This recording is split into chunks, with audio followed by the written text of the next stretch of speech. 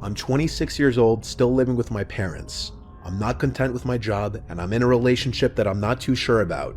To say I've been stressed would be a monumental understatement. My mom and I were not getting along one week, and everyone was just bothering me. I wanted to escape for a weekend. I looked into little one-bedroom Airbnbs up in the mountains, and found one for cheap. It was in Troutdale, Virginia, a couple hours away from us. And based on the pictures, it was this nice, private, and peaceful-looking little place surrounded by woods.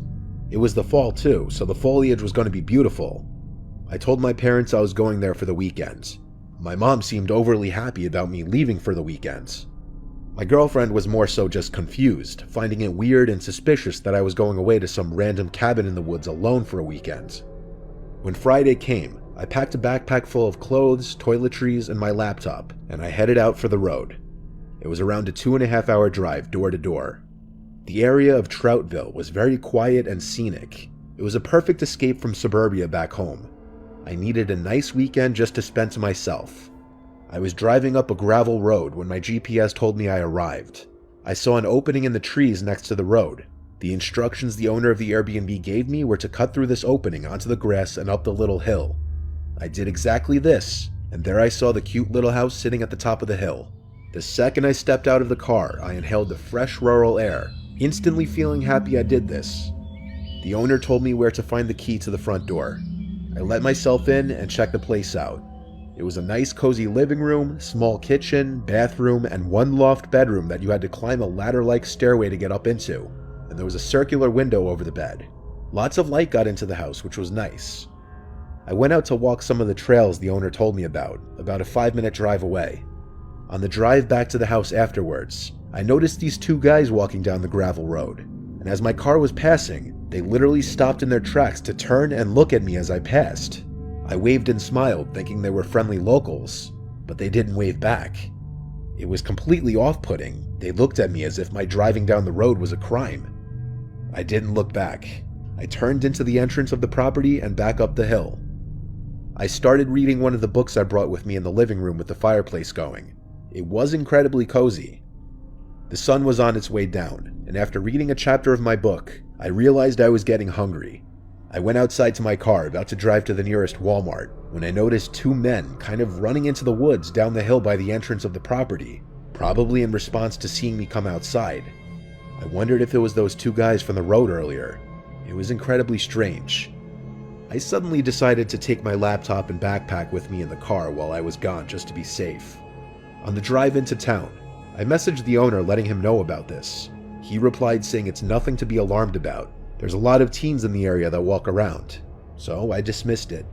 I drove like 20 minutes to the closest Walmart since there were literally no grocery stores in the area. I picked up a few food items to hold me over, some milk, granola bars, fruit, frozen dinners, bread, and cold cuts. By the time I got back to the Airbnb, it was completely pitch black out. There were no streetlights on these gravelly roads, and with no neighboring houses, truly the only light was from my headlights. It was creepy for sure. I pulled up to the hill to the little house. It was almost hard to find in the dark. I grabbed my backpack and the grocery bag and went up to the house in the dark, using my phone's flashlight to see. Once inside, I locked the door immediately. It was creepy out there. I ate real quick and went back to reading my book by the fire, and pretty soon the lights to the room suddenly cut out, and the only light in the entire house was from the fireplace. I tried flicking on anything electric, but the power was gone. I went to message the owner again, who swiftly replied back to check the main breaker in the circuit box outside by the telephone pole near the back of the house. I didn't reply. There was no way in hell I was going out there. I was already paranoid from earlier. And why would the power be randomly cut out anyway? Something was off. I heard a creak in the floorboard from the darkest corner of the room by the bathroom door. I looked over and saw this tall, looming figure in the doorway of the bathroom, lit up only by the fireplace. My worst fear had been realized. This was actually happening. A soft yet deep and disturbing voice told me to remain calm and give him everything I had. I was so scared I could barely speak. I said all I had was my laptop and some clothes. He told me to empty my wallet of all my money, which I did. As he stood in the doorway, I still couldn't see his face. He told me to go into the kitchen and stay there. Moments later, I heard the door to the house close. I looked into the living room. When my laptop, backpack, and money was all gone, I called 911 quietly to report a robbery.